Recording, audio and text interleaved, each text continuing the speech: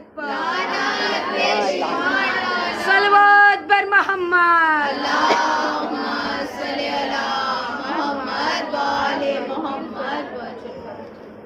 رحم الله من قرأ الفاتحة.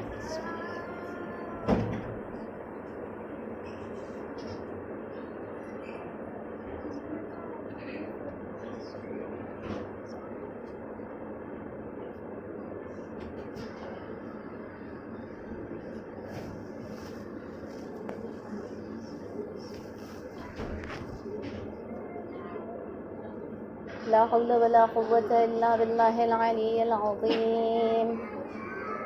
حسبنا الله ونعم الوكيل، نعم المولى ونعم النصير.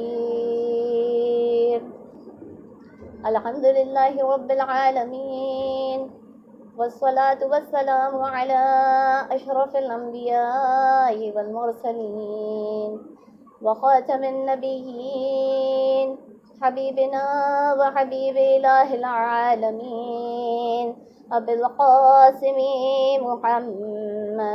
اللهم صل على محمد وآل محمد على آله الطيبين الطاهرين المعصومين المظلومين الغرر الميامين، لا سيما بقية الله في الأرضين وحجته على الخلائق أجمعين، سيدنا ومولانا وصاحب نعمتنا وولي عصرنا، مهدي هذه الأمة وطاووس أهل الجنة، الحجة بن الحسن العسكري، روحي وأرواح العالمين لتراب مقدمه الفداء. صلوات. اللهم صل على محمد وآل محمد. لعنة الله على أعدائهم أجمعين من يوم عداوتهم إلى قيام يوم الدين. بسم الله الرحمن الرحيم.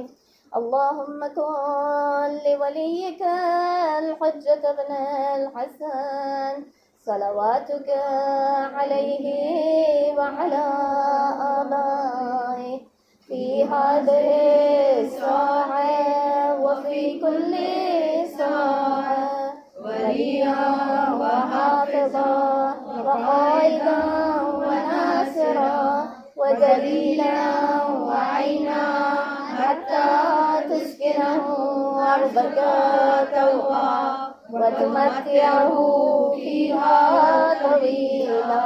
اللهم صل على محمد وآل محمد.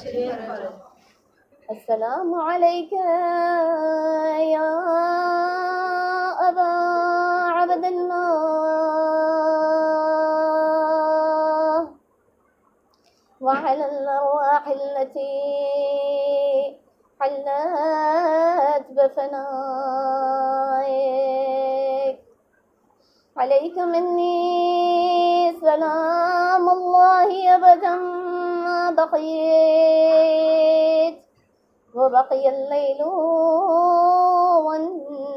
والنهار، ولا جعله الله آخر العهد مني لزيارتكم.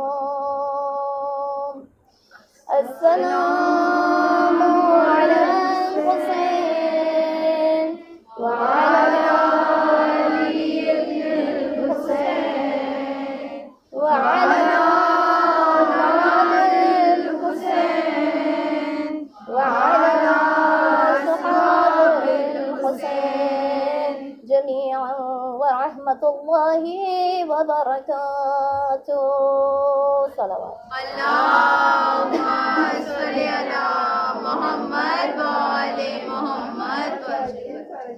أما بعد، فقد قال الله تبارك وتعالى في كتابه المبين وقرآنه المجيد وقوله الحق. بسم الله الرحمن الرحيم. إن الدين عند الله الإسلام. صلواتنا على فرمان. اللهم صل على محمد وآل محمد. عزاداران سید الشہداء، السلام علیکم ورحمۃ اللہ وبرکاتہ۔ وعلیکم السلام ورحمۃ اللہ وبرکاتہ۔ خداوند عالم قرآن کریم میں سورہ آل عمران کی 19ویں آیہ مبارکہ میں فرما رہا ہے کہ جو دین اللہ کے نزدیک قابل قبول ہے وہ صرف اور صرف دین اسلام ہے، اس کے علاوہ اللہ کسی دین کو قبول نہیں کرنے والا ہے۔ عزاداران محترم، ہم جب معصومین کے اقوال کی بات کرتے ہیں تو ہم اسے بھی حدیث کہتے ہیں۔ لوگ سوال کرتے ہیں کہ آیا آپ اقوال معصومین کو حدیث کا نام کیوں دیتے ہیں؟ کیونکہ حدیث اسے کہا جاتا ہے ان کے نزدیک جو کہ پیغمبر اکرم کی زبان مبارک سے صادر ہو۔ تو وہ کہتے ہیں کہ یہ فرمان رسول کیوں کہتے ہیں آپ، کہ آپ فرمان پیغمبر بیان کر رہے ہیں؟ آپ کہیے کہ آپ اپنے فلاں امام سے بیان کر رہے ہیں، فلاں امام کا نام لیجئے، آپ اسے حدیث کا نام کیوں دیتے ہیں اور کیوں اسے کہتے ہیں کہ یہ رسول کا فرمان ہے؟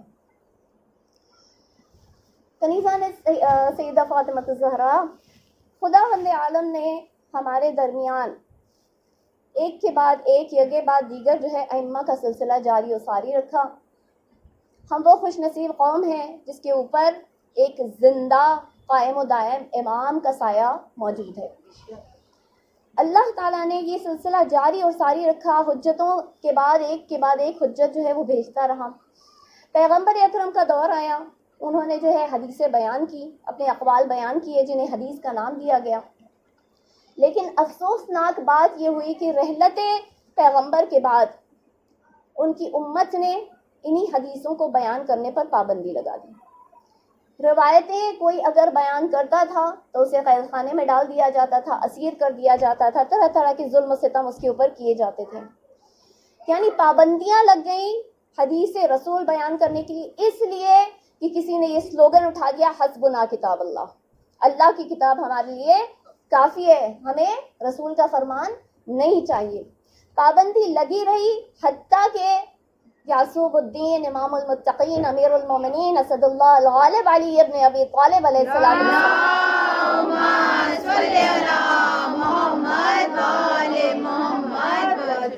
ان کا دور خلافت آیا۔ کچھ وقت کے لیے ایک وقفہ آیا جہاں پر دوبارہ سے پیغمبر اکرم کی حدیثیں بیان کی جانے لگی، لیکن یہ ایک بہت ہی مختصر سا وقفہ تھا۔ امام کی شہادت کے بعد دوبارہ سے غاصب خلفاء تخت خلافت پر بیٹھ گئے اور انہوں نے دوبارہ سے اس پر پابندی لگا دی، اور یہ سلسلہ چلتا رہا حتیٰ کہ بنو امیہ کا دور آ گیا۔ بنو امیہ نے اس سلسلے کو جاری و ساری رکھا حتیٰ کہ بنو امیہ کے 8ویں خلیفہ عمر ابن عبدالعزیز کا دور آیا۔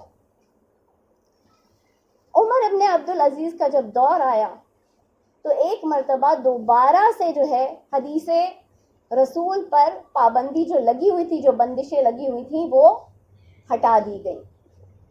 اور اگر ہم دیکھیں کہ اس دور میں یعنی جب بنو امیہ کا دور شروع ہوا ہے وہ تیسرے خلیفہ سے شروع ہوا ہے۔ تیسرے خلیفہ کے بعد مولا کا دور آیا تھا، لیکن تیسرا خلیفہ بنو امیہ سے تعلق رکھنے والا تھا، لہٰذا اس کے دور میں ہم دیکھتے ہیں کہ انہوں نے جو ہے ستم کی حد کر ڈالی جب انہوں نے ابو ذر جیسی شخصیت کو مدینہ سے جلا وطن کر دیا اور انہیں کہاں بھیجا؟ ربضہ جیسی صحرا میں بھیجا، جہاں پر کسی طرح کی کوئی آبادی نہیں تھی، کسی طرح کا انسان جو اپنے رزق کے لیے پریشان ہو جاتا ہے، ایسی جگہ میں انہیں بھیجا۔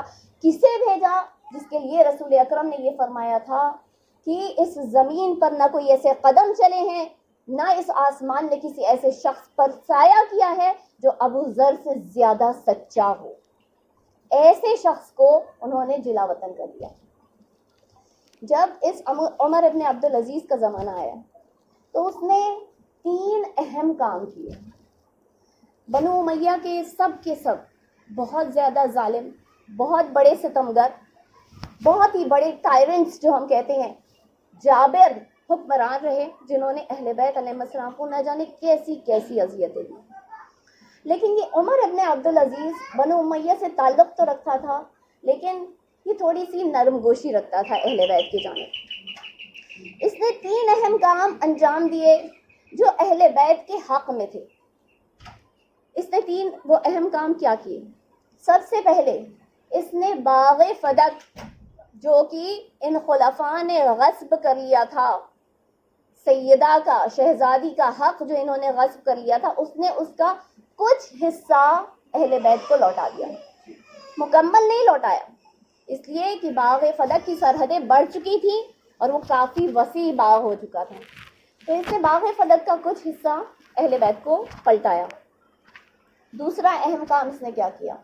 دوسرا اہم کام جو اس نے کیا کہ اس نے فرمان رسول کو دوبارہ سے جاری کرنے کا حکم دے دیا، یعنی جو بندشیں تھیں، جو پابندیاں تھیں حدیث بیان کرنے پر، اس نے وہ ساری پابندیوں کو اٹھا دیا اور اس کے دور سے جو ہے رسول اللہ کے اقوال بیان کیے جانے لگے اور حدیثیں بیان کی جانے لگیں۔ یہ بندشیں لگائی بھی گئی تھی تو کس لیے لگائی گئی تھی؟ کیونکہ رسول نے اکثر جو فرمان جاری کیے تھے، اکثر جو ان کے قول ہوا کرتے تھے، وہ فضائل اہل بیت میں ہوا کرتے تھے جو لوگوں سے ہضم نہیں ہو پاتے، لہٰذا یہ بندشیں کہ نہ اقوال رسول رہیں گے، نہ اہل بیت کے فضائل مشہور ہو پائیں گے۔ پھر اس نے تیسرا اہم کام اس نے کیا کیا؟ ممبروں سے جو امیر المومنین پر سب و شتم کیا جاتا تھا، جو گالی گلوچ کیا جاتا تھا، جو امیر المومنین کو برا بھلا کہا جاتا تھا، اس نے اس کے اوپر ٹوٹل روک لگا دی کہ امیر المومنین پر سب و شتم نہیں کیا جائے گا۔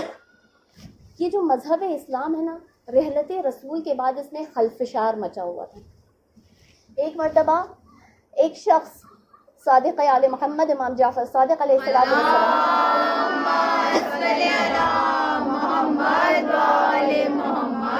کی خدمت میں آیا اور اس نے سوال کیا، مولا یا ابن رسول اللہ، آپ جمعہ میں شامل نہیں ہوتے ہیں، یعنی کہ نماز جمعہ میں آپ شامل نہیں ہوتے ہیں، ایسا کیوں؟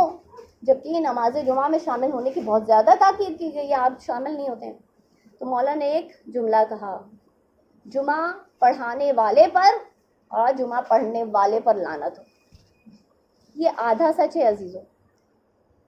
اکثر ہماری زندگیوں میں ایسے موقع آتے ہیں جہاں پر ہمارے سامنے کوئی چیز ہوتی ہے لیکن اس کا پس منظر ہمیں معلوم نہیں ہوتا ہے، اس کا کانٹیکسٹ، اس کا قرینہ ہمیں معلوم نہیں ہوتا، اور فوراً ہم جو ہے ججمنٹس پاس کرتے ہیں، فیصلے صادر کر دیا کرتے ہیں۔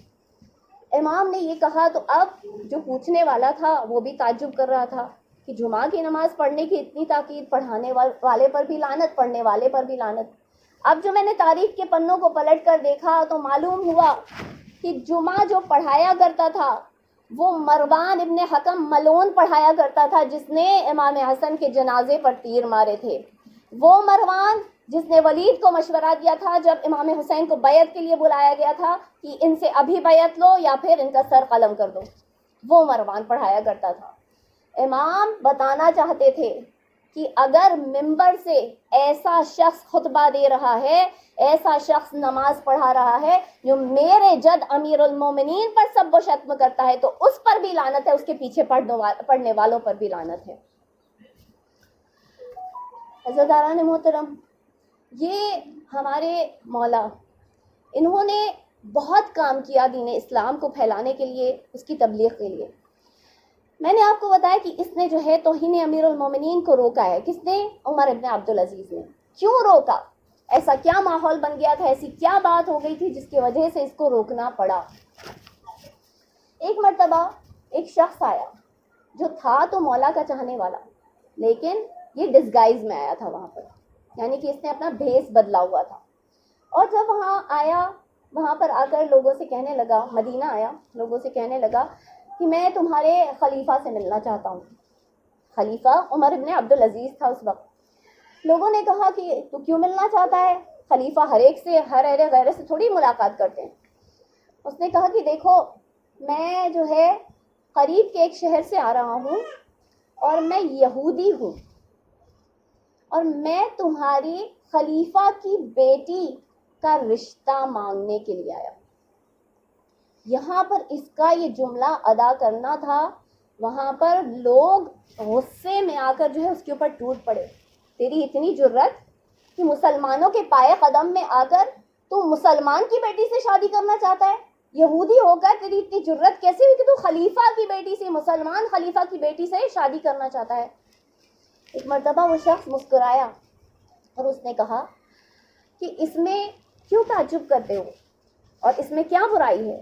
اس لیے کہ تم جس کے اوپر اپنے ممبروں سے، اپنے خطبوں سے لعنت اور سب و شتم کرتے ہو، کیا یہ وہی شخص نہیں ہے جس کو نبی نے اپنی بیٹی کا رشتہ دیا تھا؟ جیسے ہی ان لوگوں کی کانوں سے یہ الفاظ ٹکرائے، اب لوگوں میں چینی گوئیاں ہونے لگی کہ اب تو دین اسلام پر حرف آ گیا۔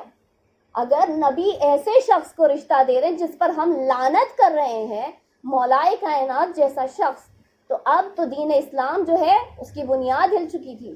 لہٰذا جیسے ہی یہ بات خلیفہ وقت تک پہنچی، عمر ابن عبدالعزیز نے فوراً فرمان جاری کیا، فوراً حکم جاری کیا کہ اب سے امیر المومنین علی ابن ابی طالب پر ممبروں سے خطبوں میں کوئی گالی گلوج نہیں کرے گا، سب و شتم نہیں کرے گا، اس لیے کہ پیغمبر پر اور دین اسلام پر حرف آ رہا ہے۔ مولا کی عظمتوں پر ایک باواز بلند صلوات۔ اللہم صلی علی محمد و آل محمد وعجل فرجہم۔ یہاں پر یا علی اللہم صلی علی محمد و آل محمد لعنت بے شمار لعنت۔ یہاں پر اس کا فرمان جاری کرنا تھا۔ اب بہت سارے ایسے امتی تھے جنہوں نے اپنے سینوں میں حدیث پیغمبر کو دبا رکھا تھا۔ اس نے کہا کہ کوئی سب و شتم نہیں کرے گا اور ہر ایک جو ہے حدیث رسول کو اب بیان کرے۔ میں نے کھلی اجازت دے دی۔ یہاں پر اس کا اجازت دینا تھا کہ اب ہر ایک جو ہے سامنے آ کر کوئی نہ کوئی حدیث بیان کرتا، کہتا میں نے فلاں سے سنا، اس نے فلاں صحابی سے سنا، اس صحابی نے رسول کے زبان مبارک سے سنا۔ ہر ایک جو ہے اپنی سند پیش کر رہا تھا۔ جہاں ہر ایک سند پیش کر رہا تھا، وہاں پانچواں جانشین رسول، نام محمد تھا، لقب باقر تھا، سیرت رسول کی تھی، صورت اور شمائل ہو بہو اپنے دادا علی مرتضیٰ کی تھی۔ ایک مرتبہ ممبر پر آئے اور ممبر پر آنے کے بعد مرتبہ فرماتے ہیں قال رسول اللہ، رسول اللہ نے فرمایا، کوئی سند نہیں، کچھ نہیں، ڈائریکٹ قال رسول اللہ، رسول اللہ نے فرمایا۔ جیسے ہی ان کا یہ جملہ ادا کرنا تھا، لوگوں نے اعتراض کرنا شروع کیا کہ ابن رسول اللہ، آپ اس طرح سے کیسے کوئی حدیث بیان کر سکتے ہیں؟ آپ نے رسول اللہ کو مستقیم نہیں دیکھا، وہ آپ کے دادا جو تھے وہ ان کے نواسے ہوا کرتے تھے، یعنی امام حسین ان کے نواسے ہوا کرتے تھے، آپ نے تو ڈائریکٹ دیکھا نہیں ہے انہیں، تو آپ کیسے ڈائریکٹلی کہہ سکتے ہیں؟ آپ سند بیان کیجئے۔ لوگوں نے یہاں پر جیسے ہی یہ سوال کیا کہ آپ سند بیان کیجئے، ایک مرتبہ مولا کو جلال آیا، فرمایا دیکھو آج پہلی اور آخری مرتبہ سند بیان کر رہا ہوں، اب آگے کبھی سند کا سوال نہیں کرنا۔ اور پھر مولا نے فرمایا کہ میں نے اپنے والد بزرگوار علی ابن الحسین سے، انہوں نے اپنے والد بزرگوار حسین ابن علی سے، انہوں نے یا اپنے بھائی حسن ابن علی سے، یا پھر ان کے بابا علی ابن ابی طالب سے، انہوں نے پیغمبر اکرم سے، اور پیغمبر اکرم کلام نہیں کرتے تھے جب تک کہ اللہ کی وحی ان کے زبان پر جاری نہیں ہو جاتی تھی۔ یعنی جو ہم کہتے ہیں وہ پیغمبر اکرم کا قول ہوتا ہے، اور پیغمبر اکرم کا قول خداوند عالم کا قول ہوا کرتا ہے۔ لہٰذا آج میں نے سند بیان کی ہے، آگے مجھ سے سند کا سوال نہیں کرنا۔ جو ہم کہتے ہیں وہ قول رسول اور قول پروردگار ہوا کرتا ہے۔ صلوات بھیج دیں۔ اللہم صلی علی محمد و آل محمد وعجل فرجہم۔ یعنی جو معصومین کلام کرتے ہیں وہ سلسلہ وحی سے متصل ہوتا ہے، وہ وحی ہوتی ہے اللہ کی جو ان کے اوپر نازل ہوئی ہوتی ہے۔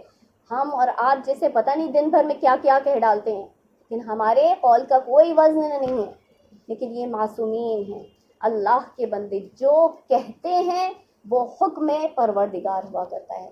عزیزان محترم، ایک چھوٹی سی مثال ہے کہ اگر میری کوئی ایک شخص تصویر بنائے، اب وہ تصویر بناتے بناتے جو ہے میرے چہرے کو لمبا کر دے، میرے قد کو جو ہے تھوڑا زیادہ کر دے، تو ایک مرتبہ جب تصویر بنے گی تو آپ کیا کہیں گے کہ کیا یہ میری تصویر ہے؟ آپ یہ نہیں کہیں گے کہ میری تصویر ہے، آپ کہیں گے کہ یہ میرا عکس ہے، یعنی ہو بہو میری تصویر نہیں ہے، یہ میرا عکس ہے۔ یہ ہم جیسے لوگ ہوتے ہیں جو کہ دین کو توڑتے ہیں، مروڑتے ہیں، اپنے حساب سے اپنی مرضی سے جو ہے دین سے جو چاہتے ہیں وہ لیتے ہیں، دین سے جو چاہتے ہیں وہ چھوڑ دیتے ہیں۔ لیکن یہ معصومین ہیں، یہ اہل بیت ہیں جو رسول نے دے دیا، وما آتاکم الرسول فخذوہ وما نہاکم عنہ فانتہوا، جو دے دیا وہ لے لیا، جس سے منع کر دیا اس سے دور ہو گئے۔ یہ بندگی میں ڈوبے ہوئے ہیں۔ میں نے آپ سے کہا تھا سرنامہ کلام میں نے کس آیت کو بنایا ہے؟ اللہ صرف دین اسلام کو قبول کرے گا۔ دین اسلام صرف دین کا نام نہیں ہے، دین اسلام عمل کا نام ہے کہ عمل کرو اس دین کے اوپر جو معصومین نے ہمارے لیے ورثے میں چھوڑا ہے۔ کیسا دین چھوڑا، کیا بندگی انہوں نے دکھائی ہے خداوند عالم کے لیے۔ ایک بندے کو ہونا کیسا چاہیے؟ چھوٹی سی مثال، ایک شخص جو ہے غلام خریدنے گیا، جب غلام خریدنے گیا تو ایک غلام پر اس کی نظر ٹھہری، اس سے جا کر سوال کیا کہ تمہارا نام کیا ہے؟ اس نے کہا فلاں ابن فلاں ابن فلاں، تفصیل جو ہے اس نے بیان کر دی، اپنے سارے آباء و اجداد کے نام بیان کر۔ اس نے پوچھا کہ تم کھاتے کیا ہو؟ کہتا ہے ویسے تو سب کچھ کھا لیتا ہوں، لیکن یہ فلاں ڈش اگر پک جائے اور مجھے دے دی جائے تو مجھے بہت مزہ آ جاتا ہے، یہ چیز اگر مجھے روز دی جائے تو میں بہت خوش ہو جاتا ہوں۔ پہنتے کیا ہو؟ کھردلا لباس پہننا مجھے پسند نہیں ہے، میں جو ہے نرم لباس پہننا چاہتا ہوں۔ پھر سوال کیا سوتے کہاں ہو؟ دیکھیے زمین پر سو نہیں سکتا، مخملی بستر چاہیے سونے کے لیے۔ اب وہ اس سے پوچھتا گیا اور اس کے بعد ایک مرتبہ پریشان ہو کے اس نے اپنا سر پیٹ لیا، بھائی یہ غلام تو بڑا مہنگا پڑے گا۔ اس نے دوسرے غلام کی طرف توجہ کی، دوسرے غلام کے پاس گیا، نام کیا ہے؟ جو آپ رکھ دیں۔ کھاتے کیا ہو؟ جو آپ کھلائیں۔ پہنتے کیا ہو؟ جو آپ پہنا دیں۔ سوتے کہاں ہو؟ جہاں آپ سلا دیں۔ کام کیا کرو گے؟ جو کام آپ بولیں گے۔ یہ پوچھتا گیا، یہ کہتا گیا کہ جو آپ کہیں گے میں کرتا جاؤں گا۔ اب اس شخص نے ایک مرتبہ کہا واقعی تم بندگی کے قابل ہو، واقعی تم صحیح غلام ہو، تم صحیح معنوں میں بندے ہو۔ اور اس کے بعد ایک مرتبہ رونے لگا۔ جب اس سے غلام نے پوچھا روتے کیوں ہیں تو وہ کہتا ہے کہ ایک مخلوق کی بندگی تم اس طرح سے کرتے ہو کہ وہ جو تمہیں جو کھلا دے کھا لو گے، جو پہنا دے پہن لو گے، جو کام کروائے کر لو گے، اور ہم جیسے لوگ اس اللہ، اس مالک کے کیسے احسان فراموش بندے ہیں کہ جو وہ کہتا ہے ہم اسی حد کو توڑ دیا کرتے ہیں، ہم اسی کے پیچھے بھاگتے ہیں جو اس نے منع کیا ہے، اور جس نے اس نے فرض کیا ہے وہ ہم ادا کرتے نہیں ہیں۔ جو اپنی مرضی سے شریعت پر عمل کرے وہ اپنے نفس کا بندہ ہوا کرتا ہے، اور جو اللہ اور رسول کی بتائی ہوئی شریعت پر عمل کرے اسے علی ابن ابی طالب کہا جاتا ہے۔ صلوات بھیجیں۔ اللہم صلی علی محمد و آل محمد وجل۔ نعرہ حیدری، نعرہ پنجتنی، نعرہ بوزری، نعرہ کامبری، نعرہ میسمی، صلوات بر محمد۔ اللہم صلی علی محمد و آل محمد وجل۔ جوانوں کے لیے، میری چھوٹی بہنوں کے لیے نماز فجر ادا کرنا کتنا مشکل ہوتا ہے، مشکل ہوتا ہے نا۔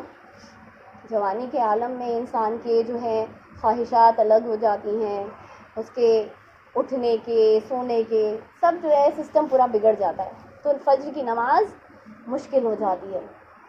لیکن فجر کی نماز نیند کو، اپنے نیند میں خلل پیدا کر کے اٹھو اور اللہ کی وہ 2 رکعت کی بندگی ادا کرو۔ خداوند عالم کیا نہیں دے گا اس کے بدلے؟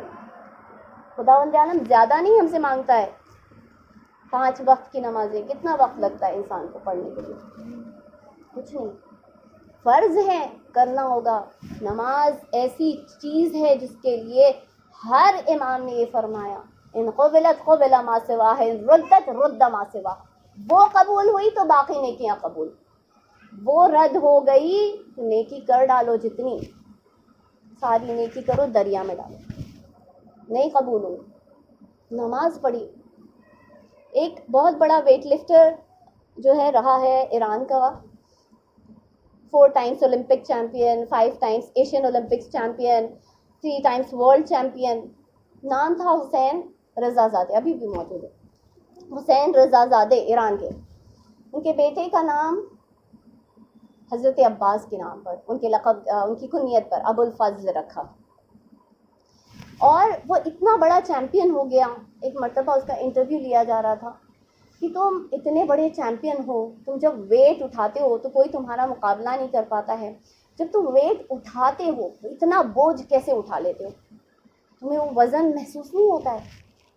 وہ کہتا ہے کہ جب میں ویٹ اٹھا رہا ہوتا ہوں تو میں مولا عباس کو یاد کرتا ہوں, اور جب یاد کرتا ہوں تو میں شروع کرتا ہوں یا ابا الفضل.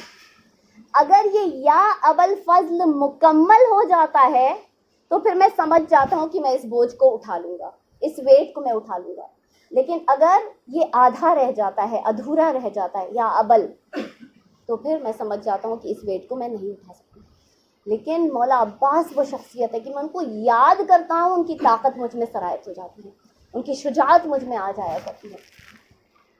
انٹرویور نے کہا کہ یہ ابو الفضل کون ہے؟ کہتا ہے کہ ہمارے مولا عباس ابن علی. نہیں معلوم آپ کو ان کے بارے میں؟ بتایا, کچھ تعریف بتائی کہ اچھا یہ اتنے شجاع تھے, اور ان کی شجاعت سے جو ہے تمہیں ہمت ملتی ہے, ان کی شجاعت سے تم میں طاقت آ جاتی ہے.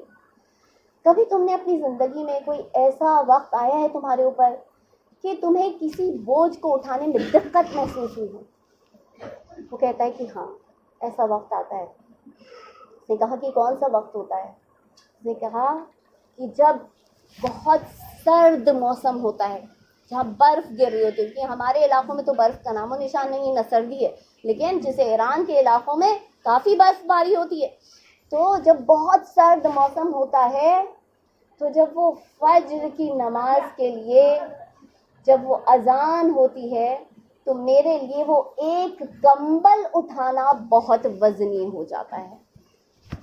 مرتبہ اس انٹرویور نے کہا کہ جب اتنا وزنی ہو جاتا ہے, تمہیں دقت محسوس ہوتی ہے, تو تم کیا کرتے ہو؟ اس نے کہا کہ اس وقت بھی میں در اہل بیت پر آتا ہوں, میں اہل بیت میں سے کسی کا نام لیتا ہوں, اور ان کا نام لیتا ہوں تو فوراً جو ہے وہ میرا کمبل جو ہے میرے اوپر سے ہٹ جاتا ہے, اور میں کھڑا ہو جاتا ہوں نماز کے لیے. عظمت اہل بیت علیہم السلام, آواز بلند صلوات. اللہم صلی علی محمد و آل محمد وعجل فرجہ. عزیزان محترم, یہ اہل بیت کے افراد ہیں جو ہمیں ہمت دیتے ہیں, جو ہمیں طاقت دیتے ہیں, جو ہمیں زندگی کے اتنے مصائب اور اتنی پریشانیوں میں آگے بڑھنے کا جذبہ دیتے ہیں, زندگی جینے کا جذبہ دیتے ہیں. اگر شیعوں کے اندر ڈپریشن کی بیماریاں کم ہیں, اینگزائٹی کی بیماریاں کم ہیں, سائیکولوجیکل ڈس آرڈرز کم ہیں, لوگ سوئسائڈس نہیں کر رہے, یہ اہل بیت کی بدولت ہے کہ اللہ نے ہمیں اس در سے متمسک رکھا ہے جس نے ہمیں مصائب کو جھیلنا سکھایا ہے. لیکن ان سے بڑی مصیبت کسی نے نہیں اٹھائی. یہ در اہل بیت, ان کے اصحاب بھی کیسے ہوا کرتے تھے. آج ہم اپنے وقت کے امام کے ظہور کا انتظار کر رہے ہیں. ہر بزم میں, ہر محفل میں, ہر مجلس میں امام کے ظہور کی دعائیں کی جاتی ہیں کہ امام کا ظہور اس میں تعجیل ہو جائے, خداوند عالم تعجیل کرے امام کے ظہور میں. لیکن ذرا سوچئے کہ وہ امام جس کو صرف 313 چاہیے, صرف 313 چاہیے, دنیا کی اتنی آبادی ہے شیعوں کی, ایک اکیلے بامبے کو لیجئے, کتنی آبادی ہے, کروڑس میں آتی ہے, لیکن 313 نہیں ہو. کیسے لوگوں کا انتظار ہے امام, کیسے افراد کا انتظار ہے امام. وہ جو مولائے کائنات کے اصحاب ہوا کرتے تھے, وہ جو امام حسین کے اصحاب ہوا کرتے تھے, مولائے کائنات کے اصحاب کیا اصحاب ہوا کرتے تھے. آج تاریخ کے پنوں کو پلٹ کے دیکھیے, ہر ممبر سے دیکھیے, سنہرے الفاظ میں ان کے نام بیان کیے جاتے ہیں. سلمان, ابو ذر, مقداد, عمار, مالک اشتر. مالک اشتر سے زیادہ لوگ جو ہیں آشنا نہیں ہیں. مالک اشتر کون؟ مالک اشتر جس کے لیے امیر المومنین فرمایا کرتے تھے اگر مالک پہاڑ ہوتا تو اتنا بلند ہوتا کہ کوئی پرندہ وہاں تک پرواز نہیں کر سکتا تھا، اور مالک اگر پتھر ہوتا تو اتنا قیمتی ہوتا کہ دنیا کا کوئی شخص جو اس کی قیمت نہیں ادا کر سکتا تھا۔ یہ مرتبہ تھا مالک اشتر کا مولا کے نزدیک۔ کون تھے؟ سیاہ رنگ۔ لوگ رنگت پر بھی جاتے ہیں نا، جتنا دین نے کہا کہ ان سب چیزوں پر بھید بھاؤ نہیں کرو، فرق نہیں کرو، تقویٰ میں یار رکھا، اتنا ہی ہمارے یہاں درمیان بھی جو ہے یہ سب چیزیں ہوتی ہے، ریسزم۔ سیاہ رنگ کے تھے، آنکھوں میں ایک آنکھ میں زخم تھا، تیر کھایا ہوا تھا جنگ۔ لیکن جب ان کی شہادت ہوئی ہے تو مولا نے ان کے لیے ایک جملہ کہا کہ مالک میرے لیے ویسے تھے جیسے میں رسول اللہ کے لیے تھا۔ رسول اللہ اور امیر المومنین کی منزلت کیا ہے؟ ایک مرتبے پر سوائے یہ کہ میرے بعد کوئی نبی نہیں ہوگا، یہ مالک کی منزلت تھی امیر المومنین سے، یہ مرتبہ تھا امیر المومنین کے نزدیک۔ جب جنگ صفین ہوئی ہے تو امیر المومنین بھی جو ہے ان کا سن کافی بڑھ چکا تھا، مالک اشتر بھی بوڑھے ہو چکے تھے، کوئی بھی اصحاب میں سے زیادہ تر سب جو ہے بزرگ تھے، بوڑھے ہو چکے تھے۔ سلمان، ابو ذر، عمار یاسر، مالک اشتر 70 سال کے قریب، اور جب جنگ صفین ہوئی ہے تو 70 سال کے قریب تھے۔ ایک مرتبہ مولا کے پاس آتے ہیں، دیکھا کہ مولا کی ریش مبارک سفید ہے، کہا مولا آپ خضاب کیوں نہیں کرتے؟ کیونکہ خضاب کرنے سے انسان ینگ لگتا ہے، ڈائی کرنے سے انسان ینگ لگتا ہے، تو آپ جوان لگیں، مولا خضاب کیجئے۔ مرتبہ مولا نے پلٹ کر کہا اے مالک، شیر ہمیشہ شیر ہی رہتا ہے، کبھی گھاس نہیں کھاتا۔ اے مالک تم مجھے بوڑھا دیکھ رہے ہو، تم یہ سمجھ رہے ہو کہ میرے سفید بال آ چکے ہیں میری داڑھی میں، تو میری ہمت پست ہو گئی ہے، میری طاقت کمزور ہو گئی ہے، میں شجاع نہیں رہا؟ مالک میں اللہ کا شیر، اسد اللہ الغالب، شیر ہمیشہ شیر ہی رہتا ہے۔ اب مالک جنگ میں میری جنگ دیکھنا، میرا جہاد دیکھنا، ایسا جہاد کروں گا کہ تاریخ یاد رکھے گی۔ اور جب مولا جنگ کے لیے جا رہے تھے تو مالک اشتر جو کہ سپہ سالار تھے، مولا نے 3 جنگیں کی، تینوں جنگوں میں مالک اشتر سپہ سالار۔ مرتبہ مالک اشتر مولا کی خدمت میں آئے، مولا نے کہا کہ دیکھو مالک، آج میں گھوڑے پر سوار ہو کے جنگ کروں گا، آج میری جنگ دیکھنا۔ کہا مولا ہمیشہ تو زمین پر پا پیادہ آپ جنگ کیا کرتے تھے، آج تیور بدلے ہوئے گھوڑے پر سوار ہو کر جنگ کریں گے، مولا ایسا کیا ہوا؟ امام نے فرمایا پہلے جو جنگ ہوتی تھی وہ کافروں سے، مشرکوں سے ہوا کرتی تھی، آج منافقین سے جنگ ہے، آج منافقین کو بخشنا نہیں ہے، اس لیے کہ یہ جہاں جائیں گے فساد اور شر پھیلائیں گے، لہٰذا منافقین کے لیے گھوڑے پر سوار ہو کر جنگ کرے گا۔ ایک مرتبہ جیسے ہی جنگ شروع ہوئی، کچھ دیر کے بعد لوگوں نے کیا دیکھا؟ امیر المومنین نے چہرے پر نقاب ڈالی ہوئی تھی، مجھے حضرت عباس کا بیان نہیں کرنا ہے۔ امیر المومنین گھوڑے پر سوار ہوئے، اپنی تلوار کو بے نیام کیا، جس راستے سے گزرتے وہاں پر بس سر قلم ہوتے ہوئے نظر آتے تھے، جب واپس آ رہے تھے تو سر پہ سر قلم ہوتے نظر آ رہے تھے۔ کسی نے مولا سے سوال کیا مولا تلوار تو چل نہیں رہی، سر کیسے قلم ہو رہے ہیں؟ مولا فرماتے ہیں کہ آج ذوالفقار جوش میں آ گئی ہے، آج ذوالفقار کو جلال آ گیا، یہ ذوالفقار کو علی روکے ہوئے ہیں، آج ذوالفقار جلال میں آ گئی ہے۔ کیوں؟ جنگ صفین میں منافقین تھے۔ اللہم صلی علی محمد و آل محمد وعجل فرجہ۔ مولا سلامت رکھے تمام آزاداران سید الشہداء، کوئی غم نہ دے سوائے غم حسین۔ ایسے ہوا کرتے تھے اصحاب جو امام کو چاہیے۔ اسی جنگ صفین میں وہ رات آئی جسے لیلۃ الحریر کہتے ہیں۔ بس میں آخری لمحے پر ہوں فضائل کے، پھر ربط مظاہر۔ لیلۃ الحریر وہ رات ہے کہ رات بھر جنگ ہوتی رہی۔ ویسے جنگوں میں کبھی رات میں جنگ نہیں کی جاتی تھی، لیکن یہ وہ جنگ صفین تھی جس میں رات بھر جنگ ہوتی رہی۔ اس میں مالک اشتر شامل ہیں۔ مولا کائنات کے پاس ایک مرتبہ ان کے حضور میں آ کر کہتے ہیں کہ مولا آپ نے جتنے واصلے جہنم کیے اتنے میں نے بھی واصل جہنم کیے. مولا تبسم چہرے پر ظاہر ہوتا ہے, فرماتے ہیں کہ مالک تمہیں کیسے پتا چلا کہ میں نے کتنے واصل جہنم کیے؟ مالک اشتر کہتے ہیں مولا جب بھی آپ کسی کو دوزخ بھیجا کرتے تھے تو نعرے تکبیر بلند کرتے تھے, میں سمجھ جاتا تھا کہ آپ نے کسی کو قتل کیا, میں بھی آگے بڑھ کر کسی دشمن کو قتل کر ڈالتا تھا. مولا مسکرائے, کہتے ہیں اے مالک لیکن تمہارے قتل کرنے میں اور میرے قتل کرنے میں فرق ہے, تعداد مت دیکھو, فرق ہے. مالک نے اپنا سر جھکا لیا. مولا کیسی بات کرتے ہیں, آپ مالک ہیں میں غلام ہوں, یقیناً آپ کے اور میرے قتل کرنے میں فرق ہے, لیکن مولا ان لوگوں کے لیے یعنی لشکر امیر المومنین کے لیے ان کو سمجھانے کے لیے کہ کیا فرق ہے, مولا بتا دیں کہ فرق کیا ہے. مولا فرماتے ہیں مالک جب بھی مخالفین کے لشکر میں سے کوئی تمہارے سامنے آتا تھا تم نہ دائیں دیکھتے تھے نہ بائیں دیکھتے تھے, فوراً ابڑ کر جو ہے اپنی تلوار سے اس کا سر قلم کر دیتے تھے.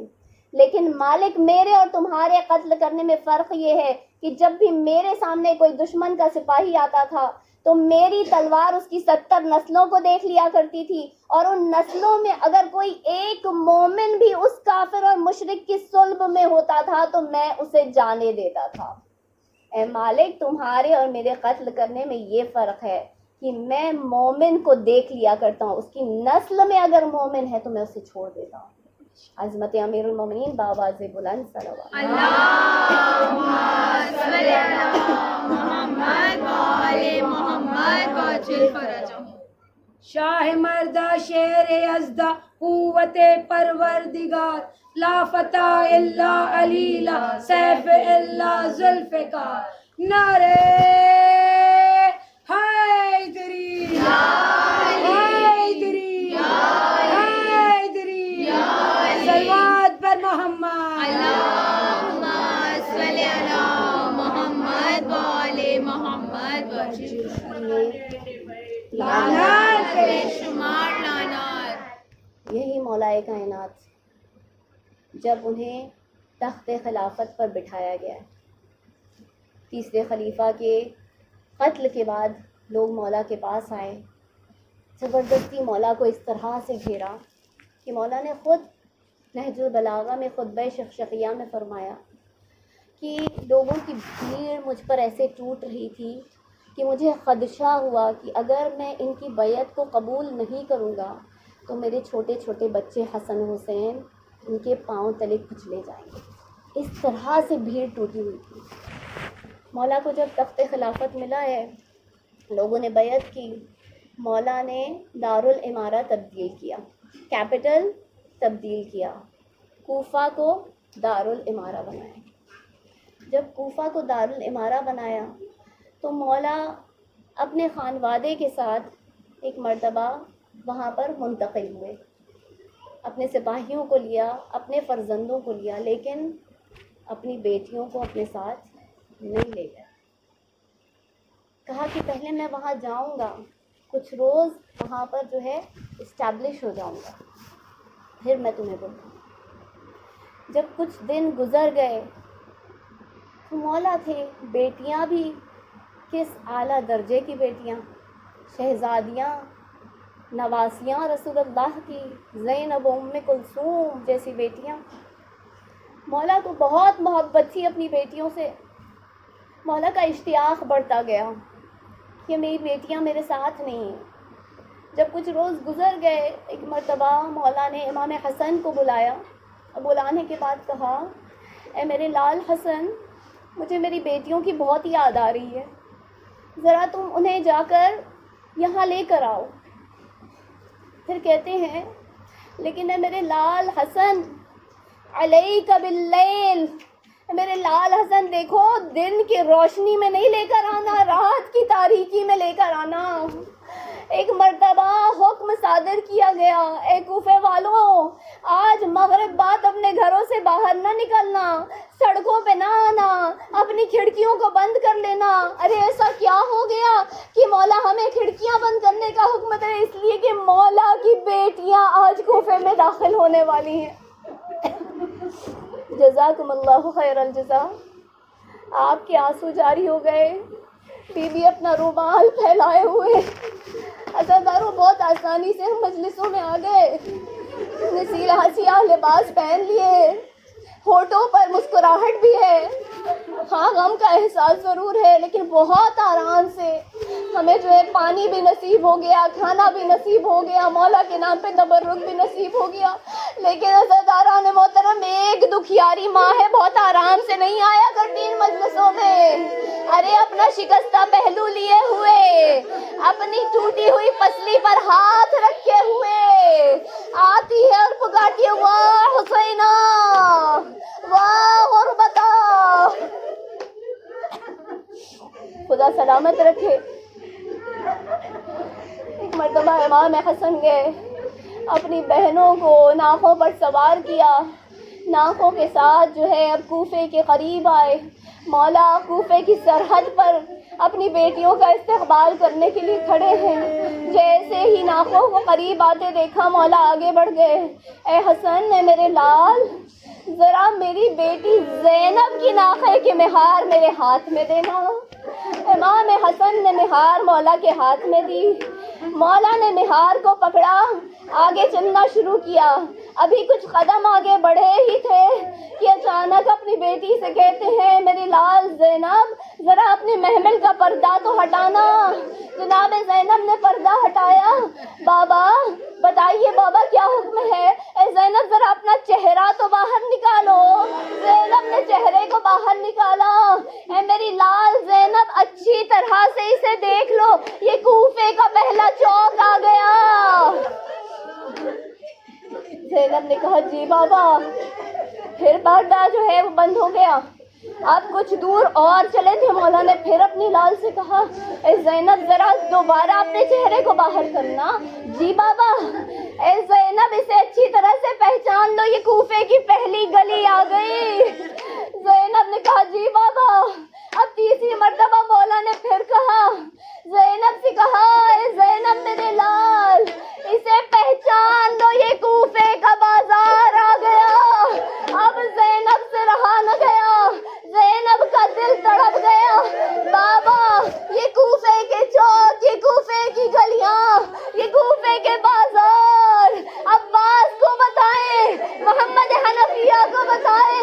ارے زینب کو ان بازاروں سے کیا لینا دینا بابا. ارے مولا کی آنکھوں سے اشک جاری ہو گئے, حیدر کرار کی آنکھوں سے اشک جاری ہو گئے. اے میری لال زینب, یہ آج کا کوفہ ہے, آج پردہ سلامت ہے. ارے یہی 61 ہجری کا کوفہ ہوگا. ناکوں کی ننگی پشت پر بے ردائی کا داغ لے کر تمہیں پھرایا جائے گا اور تمہاری پہچان کی جائے گی. یہ باغ ہی ہے جو جا رہے ہیں. جزاکم اللہ خیر الجزا. پروردگار آپ کو رونے والوں میں شمار کرے, کوئی غم نہ دے سوائے ہمیں حسین کے. عزیزان محترم, میرا دل کرتا ہے کہ آج مولا کی رخصتی کو یاد کیا جائے.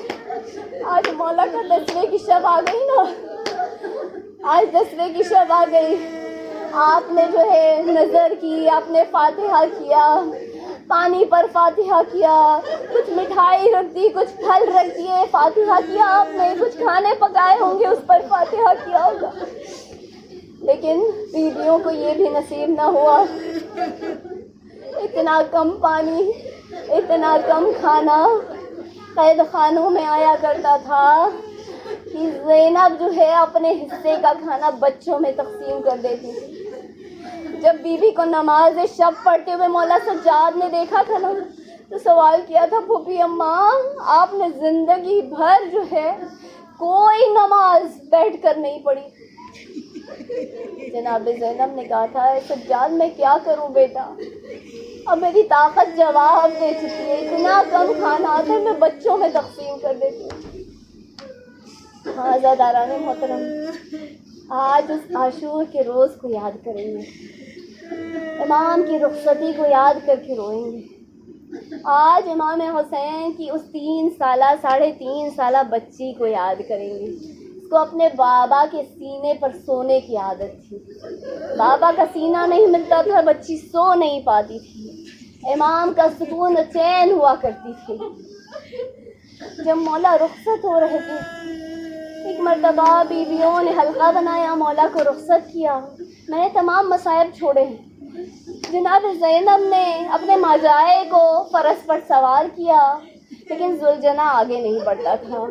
जुलजना को एक मर्तबा मौला ने कहा कि ए जुलजना, मैं जानता हूँ कि तू भी 3 दिन का भूखा प्यासा है, तू भी सुबह से लाशें ला ला के थक चुका है, लेकिन जुलजना, मैं तुझे आखिरी जहमत देना चाहता हूँ। तुझे मुझे मक्तल में लेकर जाना है जुलजना, वापस लेकर नहीं आना। मर्तबा जुलजना ने अपनी नज़रों को सुमो की जानिब किया। मौला ने देखा एक छोटी सी बच्ची सुमो से लिपटी जुलजना से फरियाद कर रही है, ऐ जुलजना, मेरे बाबा को न ले जा। जो भी मख्तल में गया उसका खून में भरा हुआ लाशा आया।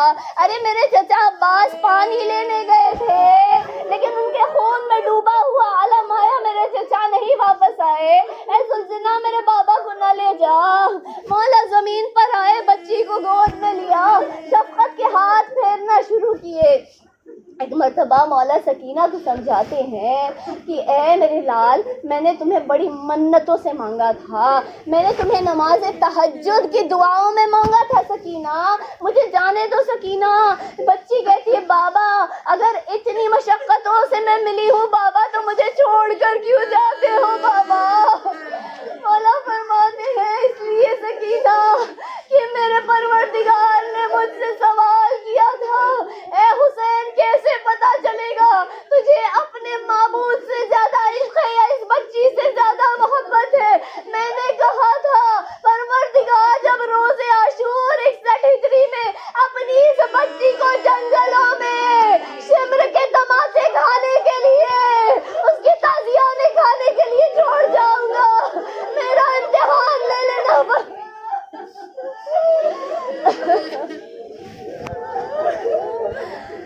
मर्तबा सकीना सवाल करती है, बाबा आप कहा करते थे ना कि बेटों का भी हक हुआ करता है, बेटियों का भी हक हुआ करता है।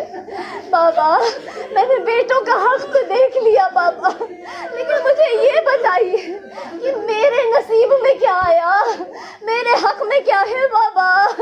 इमाम फरमाते हैं, ए मेरे लाल, एक मर्तबा एक मुट्ठी खाक उठाई, बच्ची के सर पे डाला, ए मेरे लाल तुम्हारे नसीब में यतीमी आई है, ए मेरे लाल तुम्हारे नसीब में असीरी आई है, ए मेरे लाल तुम्हारे नसीब में असीर हो के शहादत पाना आया है। जाने बच्ची ने क्या देखा, कहा बाबा जाइए, मैंने आपको रुखसत किया बाबा, खुदा हाफिज। मौला आगे बढ़े, मैंने तमाम मसाइब छोड़े। अरे मौला ने कईयों को वासिले जहन्नम किया, किसी की हिम्मत नहीं होती थी मौला के करीब आए, लेकिन एक मर्तबा निदाए गैबी आई, या अय्युहन नफ्सुल मुतमइन्ना इरजिई इला रब्बिक राज़ियतम मर्ज़िया। ऐ मेरे हुसैन कब तक लड़ेगा, हुसैन अपने परवरदिगार के पास आ जा, वो तुझसे राजी हो चुका। एक मर्तबा मौला ने तलवार को नियाम में रखा, भागी हुई फौज सिमटने लगी, कोई तलवार मारता था, कोई तीर मारता था, कोई तबर मारता था। अरे जिसके पास कुछ न था कंकरिया चुन चुन कर इमाम के जिस्म नाज़नी पर निशाना बनाता था। अरे वहाँ अंबिया आसमानों में आ गए, इमाम संभल न सके, दुलदुल से तीरों के मुसल्ले पर गिरे, शिमरे मलून आगे बढ़ा, इमाम के सीने पे चढ़कर बैठ गया। अरे खंजर निकाला, आदम आए, परवरदिगार मुझसे ये मंजर न देखा जाएगा। अरे अपनी पुश्त की, नूह आए, मुझसे परवरदिगार ये मंजर न देखा जाएगा। अरे इब्राहिम आए, ए परवरदिगार मैंने अपने बच्चे को अपने हाथों से ज़िबा किया, लेकिन मेरे आंखों पर पट्टी बंधी हुई थी। अरे हर एक नबी पीछे हट गया। रसूल खुदा ने कहा, ए अली आप जाने, फातिमा जाने, मुझसे ये मंजर नहीं देखा जाता। हाँ ज़ादारान मोहतरम, جا مولا. وہ اسد اللہ ایک مرتبہ شہزادی سے کہتا ہے اے فاطمہ آپ جانے آپ کا حسین جانے میں یہ منظر نہیں دیکھ سکتا. ارے ایک مرتبہ آخری مرتبہ شمر کا خنجر گردن شبیر پر چلا. فاطمہ میدان میں آ گئی, اپنی ابا کے دامن کو شبیر کے نیچے بچھایا. اے شمر خنجر نہ چلا, میرا بچہ ہے بے خطا. آواز جبرائیل آئی قد قتل الحسین بکربلا, قد ذبح الحسین بکربلا.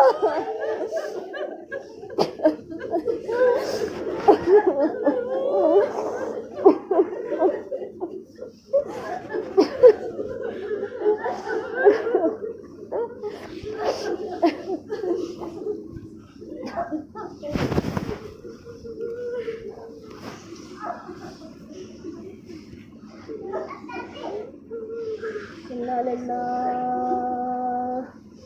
وانا الیہ راجعون. وسيعلم الذين ظلموا أي منقلب ينقلبون.